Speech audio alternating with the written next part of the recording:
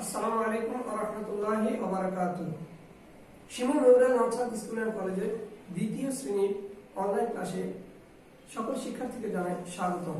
শিক্ষার্থীরা আশা করি আল্লাহর রহমতে অনেক ভালো আছে। আমরা সকলেই জানি যে বাংলাদেশ সহ সারা বিশ্ব মরণ ভাইরাসে আক্রান্ত। আমরা এই ভাইরাস থেকে পরিত্রাণ পাওয়ার জন্য আগের মতো যাবতীয় সতর্কতা মেনে চলব, যাবতীয় স্বাস্থ্যবিধি মেনে চলব। আমরা বাইরে বের হলে হ্যান্ড স্যানিটাইজার ব্যবহার করব, মুখে মাস্ক ব্যবহার করব। আমরা জনসমাগম এলাকা এড়িয়ে চলার চেষ্টা করবো, আর বিনা প্রয়োজনে বাইরে বের না হওয়ার চেষ্টা করবো। আমরা অপ্রয়োজনে ঘরের বাইরে বের হবো না।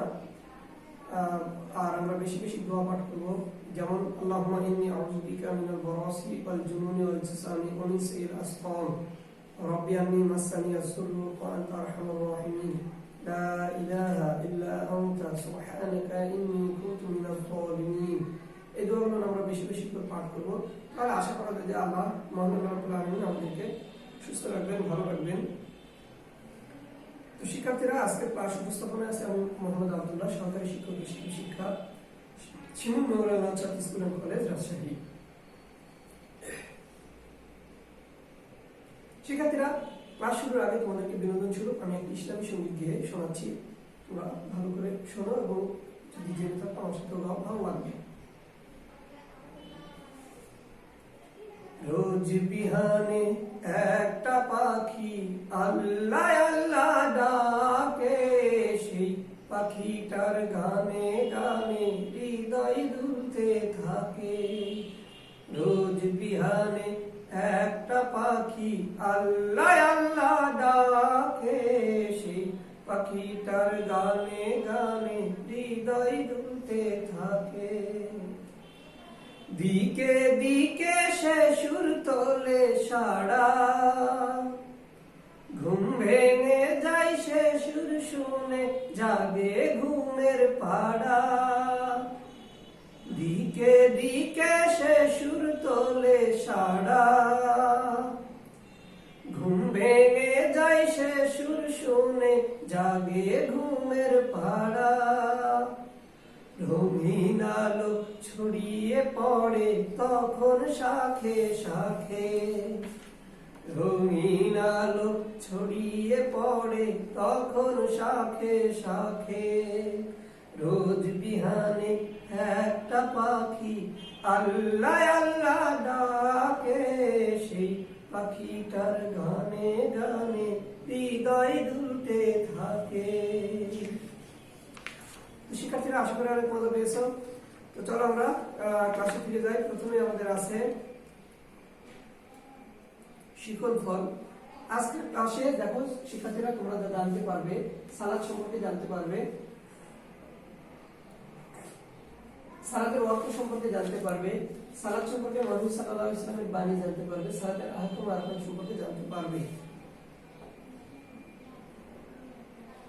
আলোচ্য বিষয় দেখো, আলোচ্য বিষয় সালাত, সালাতের পরিচয়, ওয়াক্ত, সালাত সম্পর্কে নবী সাল্লাল্লাহু আলাইহি ওয়াসাল্লামের বাণী, সালাতের আহকাম ও আরকান। আমি আরো একবার বলছি, সালাত, পরিচয়, ওয়াক্ত, সালাত সম্পর্কে নবী সাল্লাল্লাহু আলাইহি ওয়াসাল্লামের বাণী, সালাতের আহকাম ও আরকান। চলো আমরা মূল আলোচনায় ফিরে যাই। প্রথমে আমরা আলোচনা করব সালাত সম্পর্কে। সালাত কি? সালাত ইসলামের যে 5টি স্তম্ভ রয়েছে, এই 5টি স্তম্ভের মধ্যে অন্যতম গুরুত্বপূর্ণ একটি ভিত্তি। এই সালাত ইসলামের দ্বিতীয় ভিত্তি। সালাত আরবি ভাষার শব্দ, এর অর্থ দোয়া করা, প্রার্থনা করা। আমরা অনেকে জানি যে সালাত শব্দের অর্থ নাকি নামাজ। আসলে সালাত শব্দের অর্থ নামাজ নয়, বরং সালাত যেমন একটা আরবি শব্দ, তেমনি সালাত একটা নামাজ একটা ফার্সি শব্দ। ফার্সি ভাষায় সালাতকে নামাজ বলা হয়। অর্থাৎ দোয়া করা। সালাত মানে যেমন আরবি সালাত যেমন আরবি শব্দ, এর বাংলা অর্থ যেমন দোয়া করা, তেমনি নামাজ ফার্সি শব্দ, এর অর্থ হচ্ছে উপাসনা করা। তো সালাত অর্থ নামাজ এটা নয়, বরং সালাতের ফার্সি প্রতিশব্দ নামাজ। সালাত কাকে বলে? সালাত মহান আল্লাহ তাআলার কাছে বিনয়ের সাথে নির্দিষ্ট নিয়মে বা নির্দিষ্ট সময়ে হাত বেঁধে কিরাত, রুকু ও সিজদা করাকে সালাত বলে। তাহলে সালাত কাকে বলে? মহান আল্লাহ তাআলার কাছে নির্দিষ্ট নিয়মে নির্দিষ্ট সময়ে রুকু, সিজদা, কিরাত হাত বেঁধে কিরাত রুকু সিজদা করাকে সালাত বলে। সালাত ইসলামের দ্বিতীয় ভিত্তি, সবচাইতে বড় বা প্রধান ইবাদত সালাত, অর্থাৎ ইবাদতের জগতে সবচাইতে গুরুত্বপূর্ণ একটি ইবাদত, বড় এবং প্রধান ইবাদত হচ্ছে সালাত। এই সালাত ধনী গরিব নির্বিশেষে সকল প্রাপ্তবয়স্ক মুসলিম নরনারীর উপরে ফরজ। এরকম ভাবে সালাত এবং সাওম দুটোই এরকম ভাবে ফরজ, কিন্তু হজ এবং যাকাত ব্যতিক্রমধর্মী ইবাদত, এটা সামর্থ্যের উপরে নির্ভরশীল। কিন্তু সালাত এমন একটা ইবাদত যেটা সকল মুসলিম নরনারীর উপরে ফরজ। 7 বছর পূর্ণ হওয়ার পর থেকে সকল মুসলমান নরনারীর উপরে এই সালাত ফরজ হয়ে যায়। 7 থেকে 3 বছর পর্যন্ত শৈথিলী প্রদর্শন করার সুযোগ আছে, পড়লাম না এরকম সুযোগ আছে। কিন্তু যদি আমরা 10 বছর পরে সালাত পরিত্যাগ করি, তাহলে অবশ্যই পিতামাতাকে নির্দেশ দেওয়া হয়েছে তোমরা সালাত তোমাদের সন্তানদেরকে প্রহার করে হলো সালাত পড়াও। তাতে আমরা সুযোগ আছে বলে 7 বছর থেকে 10 বছর পর্যন্ত 3 বছরকে আমরা ছেড়ে দিব তা নয়, বরং এই 7 থেকে 10 বছর আমাদের প্রশিক্ষণ। এই 7 থেকে 3 বছরে আমরা যেন পরিপূর্ণভাবে সালাত আয়ত্ত করতে পারি, শিখতে পারি, সেই চেষ্টা করতে হবে অবশ্যই। মসজিদে ইমাম সাহেব সালাত পড়ান। মসজিদে সালাত পড়ান, আমাদেরকে সালাত আদায়ের জন্য নির্ধারিত একটি জায়গা আছে, নির্দিষ্ট একটি জায়গা রয়েছে, সেই জায়গাতে আমাদেরকে সালাত আদায় করতে হয়। কিন্তু আর এই জায়গাতে সালাত আদায় করতে গেলে এখানে আমরা একজন ইমাম নিযুক্ত করি এবং তার পিছনে আমরা মুক্তাদি হয়ে সালাত আদায় করি। এই জন্য বলা হয়েছে মসজিদে ইমাম সাহেব সালাত আদায় করান। আর সালাতের যে 5টি ওয়াক্ত রয়েছে তার মধ্যে প্রতি শুক্রবার জোহরের ওয়াক্তের সময় আমরা একটা বিশেষ সালাত আদায় করি, সেটা হচ্ছে জুমার সালাত। এই জুমার সালাত আদায় করতে হয় প্রত্যেক শুক্রবার।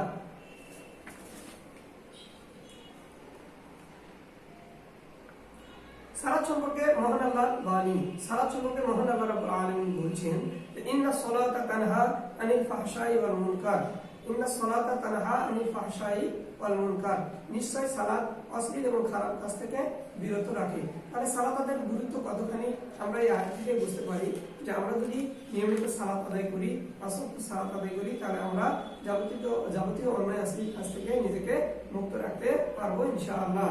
এজন্য আমাদেরকে খালিস নিয়তে, পরিষ্কার নিয়তে আমাদেরকে কি করতে হবে? আল্লাহর ইবাদত বন্দেগী করতে হবে এবং যাবতীয় পাপ কাজ থেকে বিরত থাকতে হবে। এমন ভাবে ইবাদত করতে হবে যাতে আমরা পাপ কাজ করতে না পারি। সালাত সম্পর্কে মহানবী সাল্লাল্লাহু আলাইহি ওয়াসাল্লামের বাণী, মহানবী সাল্লাল্লাহু আলাইহি ওয়াসাল্লাম সালাত সম্পর্কে মহানবী সাল্লাল্লাহু আলাইহি ওয়াসাল্লাম বলছেন যে as-salatu imaduddin, সালাত ধর্মের খুঁটি, সালাত দ্বীন ইসলামের খুঁটি, সালাত দ্বীন ইসলামের অন্যতম একটি খুঁটি। তাছাড়া মহানবী সাল্লাল্লাহু আলাইহি ওয়াসাল্লাম আরো বলছেন যে মান ফারাকা বাইনাল মুমিনি ওয়াল কাফিরি তারকুস সালাত, বাইনার রাজুলে ও শিরকে ওয়াল কুফরি, শিরক কুফর এবং বান্দার মধ্যে পার্থক্য হচ্ছে সালাত, অর্থাৎ মুমিন কাফিরদের মধ্যে পার্থক্যকারী সালাত পরিত্যাগ করে। যে ব্যক্তি সালাত পরিত্যাগ করলো সে কাফির হয়ে গেল।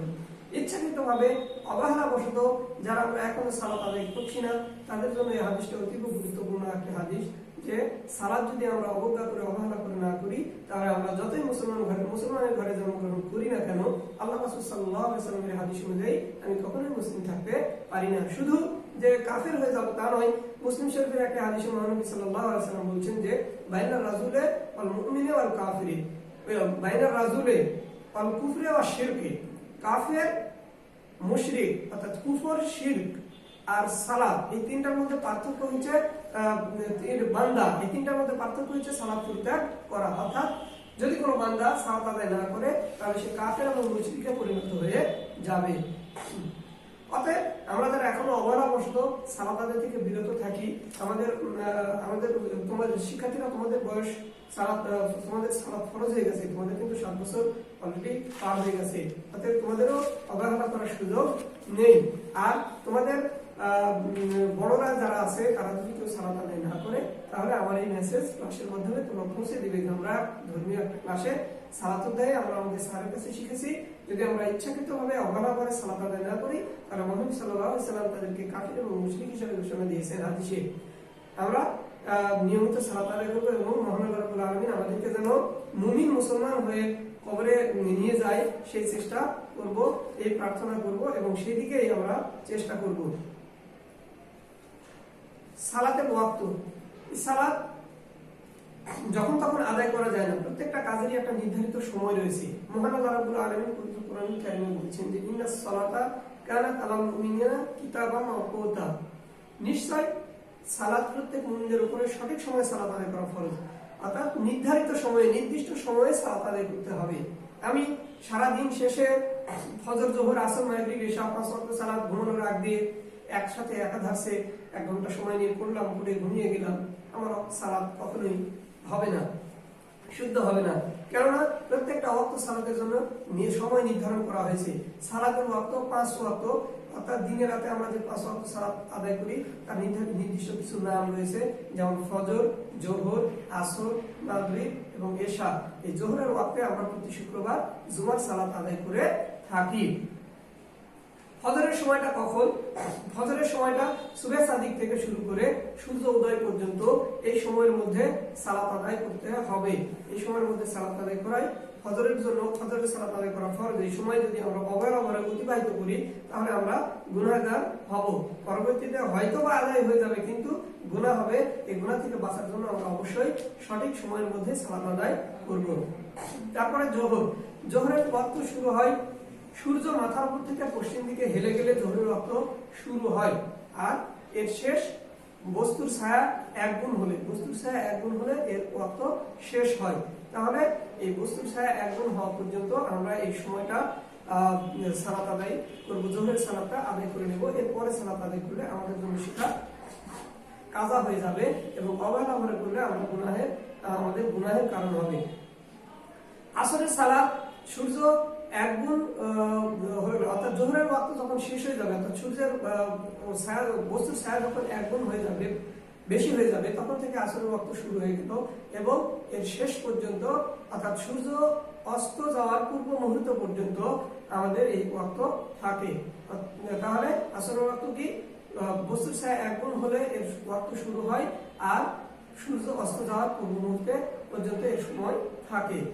তারপরে মাগরিব। সূর্য অস্ত যাওয়ার সাথে সাথে আমাদের মাগরিব শুরু হয়ে যায়। মাগরিবের সালাতের ওয়াক্ত সূর্য অস্ত যাওয়ার সাথে সাথে শুরু হয়ে যায়, আর পূর্ব আকাশে পশ্চিম আকাশে যতক্ষণ লালিমা রেখা বিদ্যমান থাকে ততক্ষণ পর্যন্ত এই সময় থাকে।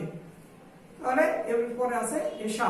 এশা পশ্চিম আকাশে লালিমা রেখা মুছে যাওয়ার পর যখন সাদা হয়ে যায় পশ্চিম আকাশ, তখন এশার ওয়াক্ত শুরু হয়ে যায়, আর মধ্যরাত পর্যন্ত এর সময়, অ্যাকচুয়ালি মধ্যরাত পর্যন্ত সময়, তবে অন্যান্য মতে এটাও পাওয়া যায় যে ফজরের ওয়াক্ত পর্যন্ত, ফজরের পূর্ব পর্যন্ত পড়া যায়। তবে আমরা মধ্যরাত পর্যন্ত, মধ্যরাতের পূর্ব সময়ের মধ্যে আমরা কি করবো? এই সালাত আদায় করার চেষ্টা করব, এটাই সর্বোত্তম সময়। তাহলে শিক্ষার্থীরা আমরা 5 ওয়াক্ত সালাতের সময় জানলাম, 5 ওয়াক্ত সালাতের নাম, সময় জানলাম, কিভাবে আদায় করতে হয় সেটা জানলাম। অবশ্যই আমরা সময়ের মধ্যে সালাত আদায় করার চেষ্টা করব। সময় অবহেলা করে আমরা অপ্রয়োজনীয় কোনো কাজে, যেমন টিভি দেখে, খেলাধুলা করে, বিনোদনের মাধ্যমে সময় নষ্ট করে আমরা সময় নষ্ট করবো না। সালাতের সময় হওয়ার সাথে সাথে আমরা সব কাজ ফেলে আগে যেন সালাত আদায় করতে পারি। মহান আল্লাহ রাব্বুল আলামিন আমাদেরকে যেন সঠিক সময়ে সালাত আদায় করার তৌফিক দান করেন, আল্লাহুম্মা আমিন। শিক্ষার্থীরা, এবারে সালাতের ফরজ। প্রত্যেকটা ইবাদতের ফরজ আছে, ফরজ কিছু কাজ রয়েছে, সুন্নাত, নফল, ওয়াজিব কিছু কাজ থাকে। যেমন সালাতের ফরজ রয়েছে, সালাতের ফরজগুলোকে 2 ভাগে ভাগ করা হয়েছে। সালাতের ফরজগুলোকে 2 ভাগে ভাগ করা হয়েছে। এই সালাতের ফরজ 14টি, এই 14টি ফরজকে 2 ভাগে ভাগ করা হয়েছে। একটা হচ্ছে আহকাম আর একটা আরকান। আহকাম শব্দের অর্থ হুকুম, বিধিবিধান, আর আরকান শব্দের অর্থ রুকন। এই যে রুকনগুলো রয়েছে এর মৌলিক কিছু পার্থক্য রয়েছে। যেমন সালাতের আহকামটা সালাতের বাইরের যে ফরজ কাজগুলো রয়েছে, অর্থাৎ সালাতে দাঁড়ানোর পূর্বে আমাদের কিছু ফরজ কাজ রয়েছে, সেই ফরজ কাজগুলোকে বলা হচ্ছে সালাতের আহকাম। সালাতের আহকাম গুলো হলো, দেখো সালাতের আহকাম এখানে যা আছে, সালাতের আহকাম 7টি। সালাতের আহকাম 7টি। সালাতের আহকাম গুলো হলো শরীর পাক হওয়া, অর্থাৎ সালাত আদায় করার জন্য আমাদের শরীরকে পাক পবিত্র রাখতে হবে, এটা জরুরি। তারপরে জরুরি বলেছে কাপড় পাক। আমরা যে পোশাক পরে সালাত আদায় করব সেই পোশাক পরিচ্ছন্ন, অবশ্যই পরিষ্কার পরিচ্ছন্ন হতে হবে, পবিত্র হতে হবে, তাছাড়া আমাদের সালাত কবুল হবে না। কেননা ইবাদতের পূর্ব শর্তই হচ্ছে পবিত্রতা। জায়গা পাক, যে স্থানে সালাত আদায় করব সেই স্থানটাও আমাদেরকে কি করতে হবে? পরিষ্কার পরিচ্ছন্ন করতে হবে, পবিত্র করতে হবে। সতর ঢাকা। সতর কি? পুরুষরা তার সালাতের জন্য কতখানি পোশাক করবে, কি রকম পোশাক করবে, মেয়েরা কি রকম পোশাক করবে, এটা হচ্ছে সতর বলা, এটাকে সতর বলা হয়। পুরুষদের জন্য সতর কাঁধ থেকে নাভি পর্যন্ত ঢেকে রাখা, আর নিচে নাভি থেকে টাকনুর ওপর পর্যন্ত ঢেকে রাখতে হবে, এটা পুরুষদের জন্য সতর। আর মেয়েদের জন্য সতর দুই হাতের কবজি পর্যন্ত আর মুখমণ্ডল ব্যতীত সমস্ত শরীর ঢেকে রাখতে হবে, এটা মেয়েদের জন্য সতর। এই সতর ঢেকে রাখা সালাতের সময় অবশ্যই ফরজ একটি কাজ। আমরা যদি সতর উন্মুক্ত করে সালাত আদায় করি তাহলে কখনোই সে সালাত আদায় হবে না, কারণ একটা ফরজ তরফ হয়ে যাবে। অতএব আমরা এই বিষয়টা খেয়াল করবো যেন সালাত আদায়ের সময় আমাদের সতর খোলা থাকে। কিবলামুখী হওয়া, সালাত যেদিক সেদিক মনে করলাম আদায় করলাম হয় না, সালাত আদায় করতে হবে নির্দিষ্ট একটা দিক নির্ধারণ করে দিয়েছে মহান আল্লাহ রাব্বুল আলামিন, সেই দিকে আমাদের করতে হবে, সালাত আদায় করতে হবে। আর আমাদের জন্য মুসলিম বাংলাদেশীদের জন্য দিক কিবলাটা দিক নির্ধারণ করা হয়েছে পশ্চিম দিক। কেন কিবলা পশ্চিম দিকে? কেন কিবলা পশ্চিম দিকে? এই জন্য যে কিবলা হচ্ছে আমাদের কিবলা হচ্ছে কাবা ঘর, আর কাবা ঘর সৌদি আরবে অবস্থিত, সৌদি আরবের মক্কা নগরীতে অবস্থিত। আর সৌদি আরব আমাদের দেশ থেকে যেহেতু পশ্চিমে, তাই আমাদের দিকটা, আমাদের কিবলাটা পশ্চিমে। আমরা যদি সৌদি আরবের পশ্চিমে অবস্থান করতাম তাহলে আমাদের কিবলা হয়ে যেত পূর্ব দিক, অর্থাৎ আমরা যেই দিকে কাবা শরীফের যেই দিকে থাকবো তার অপোজিট দিক আমার কিবলা। উত্তরে থাকলে দক্ষিণে, দক্ষিণে থাকলে উত্তরে আমাদের কিবলা নির্ধারণ হবে। আমাদের কিবলা কিন্তু পশ্চিম নয়। আসলে মূল কিবলাটা আমাদেরকে যদি প্রশ্ন করা হয় তোমার কিবলা কি, কোন দিকে মুখ করে তুমি সালাত আদায় করো, মানে তোমার কিবলা কি, তখন আমাকে বলতে হবে আমরা কাবার দিকে মুখ করে সালাত আদায় করি, অর্থাৎ কাবায় আমাদের কিবলা, আল্লাহর ঘর। কাবা হচ্ছে বাইতুল্লাহ বা আল্লাহর ঘর, এই ঘরটাই আমাদের কিবলা। তারপরে নিয়ত করা, মহানবী সাল্লাল্লাহু আলাইহি ওয়াসাল্লাম বুখারী শরীফে একটা হাদিস রয়েছে মহানবী সাল্লাল্লাহু আলাইহি ওয়াসাল্লাম, সেখানে বলতেন তিনি যে ইন্নামাল আমালু বিন্নিয়াত, প্রত্যেকটা কর্মই নিয়তের উপরে নির্ভরশীল। এই নিয়তটা কি? নিয়ত শব্দের অর্থ মনের ইচ্ছা বা সংকল্প। এই নিয়তটা মনে মনে করতে হয়। আমরা অনেক সময় ভুল বুঝে থাকি যে নিয়ত মনে হয় পড়তে হয়, আসলে না, নিয়ত করতে হয় না। নিয়ত যদি পড়তেই হতো তাহলে আল্লাহ রাসূল সাল্লাল্লাহু আলাইহি ওয়াসাল্লামের হাদিসের মাধ্যমে আমরা জানতে পারতাম। আর আল্লাহ রাসূল সাল্লাল্লাহু আলাইহি ওয়াসাল্লাম শুধু আমাদেরকে সালাতের নিয়তি শেখাতেন না, অন্যান্য সকল কাজের নিয়তি শেখাতেন। যেমন ছোট্ট করে একটা উদাহরণ দিই, আমরা যদি বাড়ি থেকে বাজারের উদ্দেশ্যে বের হই তাহলে কি আমরা মুখে কোনো নিয়ত করি যে আমি অমুক জিনিস কেনার জন্য অমুক সময় এই সময় আমি বাজারের উদ্দেশ্যে রওনা দিলাম, এরকম কথা উচ্চারণ করি না। কিন্তু আমি বাড়ি থেকে বের হওয়ার সময় আমার মনের মধ্যে পরিকল্পনা করে নিয়ে যে আমি এখন বাজারে যাচ্ছি। তো তেমনি ভাবে সালাতের নিয়ত মুখে পড়তে হয় না, বরং অন্তরের মধ্যে নিয়ত করতে হয়। অর্থাৎ জোহরের সময় যখন আযান হয় তখন আমার মনের মধ্যে নিয়ত হয়ে যায় যে এখন জোহরের সময় হয়ে গেছে, আমাকে জোহরের সালাত আদায় করতে হবে। আমি যখন ওযু করছি তখন জোহরের সালাতের নিয়তে ওযু করছি। আবার যখন মসজিদে গেলাম, যাওয়ার পরে জোহরের পূর্বে আমাকে 4 রাকাত সুন্নাত সালাত আদায় করতে হবে, আমি কিন্তু সুন্নাত সালাতই আদায় করছি, মনের মধ্যে এই পরিকল্পনা আছে। অতএব নতুন করে মুখে বলার দরকার নেই। এই জন্য নিয়ত পড়া বিদআত, এটা ইসলামে পরবর্তীতে সৃষ্টি করেছে মহানবী সাল্লাল্লাহু আলাইহি ওয়াসাল্লাম এবং রাসূল সাহাবীদের থেকে এ ধরনের কোনো হাদিস পাওয়া যায় না। এজন্য আমরা নিয়ত মুখে পড়ব না, নিয়ত অন্তরের সাথে সম্পৃক্ত, অন্তরে নিয়ত করতে হবে। অবশ্যই নিয়ত করতে হবে, কিন্তু নিয়ত করা যাবে না, এটা হচ্ছে নিয়ত। তারপর দেখো সময় মতো সালাত আদায় করা। সালাতের ওয়াক্তে আমি সালাতের সময়ের গুরুত্ব আলোচনা করেছি যে অবশ্যই প্রত্যেকটা সালাতের যে নির্ধারিত সময় আছে সেই সময় সালাত আদায় করতে হবে, তাছাড়া আমার সালাত আদায় হবে না। চলো এবারে সালাতের আরকানগুলো আমরা জেনে নিই। সালাতের আরকান সমূহ, সালাতের আরকানও 7টি, সালাতের আরকানও 7টি। যেমন আল্লাহু আকবার বলে সালাত শুরু করা, অর্থাৎ তাকবীরে তাহরিমা আল্লাহু আকবার বলে বুকে হাত বেঁধে সালাত আদায় করব। তবে নাভিতে হাত বাঁধারও হাদিস রয়েছে। নাভিতে হাত বাঁধার হাদিসের যে সনদ, সেই সনদের চাইতে বুকে হাত বাঁধার হাদিসের সনদগুলো অধিক শক্তিশালী এবং বিশুদ্ধ, তাই আমরা বুকে হাত বাঁধারই চেষ্টা করব। তারপরে দেখো কিয়াম করা, দাঁড়িয়ে সালাত আদায় করতে হয়। তবে অসুস্থতার কারণে বিশেষ কোনো ওযর থাকলে আমরা বসে বা শুয়ে ইশারা করার মাধ্যমে সালাত আদায় করতে পারি, তবে সুস্থ অবস্থায় অবশ্যই দাঁড়িয়ে সালাত আদায় করতে হবে। তারপরে কিরাত পড়া, অর্থাৎ সূরা ফাতিহা পড়বো, সূরা ফাতিহার সাথে অন্য সূরা পড়বো, এটাকে বলা হচ্ছে কিরাত। তারপরে রুকু করা, তারপরে আমরা আল্লাহু আকবার বলে সূরা ফাতিহা এবং অন্য সূরা যখন পড়া হয়ে গেল তখন আমরা রুকুতে যাব। রুকুতে আল্লাহু আকবার বলে রুকুতে যাব, রুকুতে গিয়ে রুকুর তাসবিহ তিনবার পাঠ করব, সুবহানা রাব্বিয়াল আযীম, সুবহানা রাব্বিয়াল আযীম, সুবহানা রাব্বিয়াল আযীম। তারপরে আল্লাহু আকবার বলে আবার উঠবো, উঠে কাওমাত দোয়া অর্থাৎ রব্বানা লাকাল হামদু হামদান কাসীরান তাইয়িবান মুবারাকান ফীহি এই দোয়া পাঠ করব। পাঠ করার পরে আমরা আল্লাহু আকবার বলে সিজদায় চলে যাব। সিজদায় গিয়ে সিজদার তাসবিহ সুবহানা রাব্বিয়াল আ'লা এই তিনবার এই তাসবিহ পাঠ করব। তারপরে প্রথম সিজদা থেকে উঠবো, উঠে দুই সিজদার মাঝখানে যে বসে থেকে যে দোয়া করতে হয়, আল্লাহুম্মা গফিরলি ওয়ারহামনি ওয়াহদিনি ওয়াআফিনি ওয়ারযুকনি, অথবা হাদিসে আরেকটি দোয়া আছে রব্বিগফিরলি এই দোয়াও পাঠ করা যায়। এই দোয়া আমরা পাঠ করব। তাহলে তারপরে আমরা দ্বিতীয় সিজদা থেকে উঠে যাব। এইভাবে আমরা রুকু করব, সিজদা করব। তারপরে যখন আমাদের 2 রাকাত বিশিষ্ট সালাত যদি হয়, তাহলে তো আমরা 2 রাকাত, প্রথম 2 রাকাতে আমরা শুধু তাশাহুদ অর্থাৎ আত্তাহিয়াতু পড়ে তৃতীয় রাকাতের জন্য উঠে যাব, যে আমরা আগের মতো আবার সূরা ফাতিহা, সূরা এবং সূরা ফাতিহা পড়ব। যদি ফরজ সালাত হয় তাহলে শুধু সূরা ফাতিহা পড়ব, আর যদি সুন্নাত হয় সূরা ফাতিহার সাথে অন্য সূরাও পড়ব। সুন্নাত বা নফল হলে সূরা ফাতিহার সাথে অন্য সূরাও পড়ব। পড়ার পরে আগের মতো রুকু সিজদা করব। পরে 3 রাকাত বিশিষ্ট সালাত হলে তৃতীয় রাকাতে তাশাহুদ, দরুদ, দোয়া, মাসুরা পড়ে সালাম দিয়ে দিব। আর যদি 3 রাকাত মানে 4 রাকাত হয়, তাহলে চতুর্থ রাকাতের জন্য আবার উঠে যাব। যে আগের মতোই যদি ফরজ সালাত হয় তাহলে শুধু সূরা ফাতিহা, আর যদি ফরজ সালাত না হয়, সুন্নাত নফল বা সুন্নাত বা নফল সালাত হয়, তাহলে সূরা ফাতিহার সাথে অন্য একটি সূরা পাঠ করব।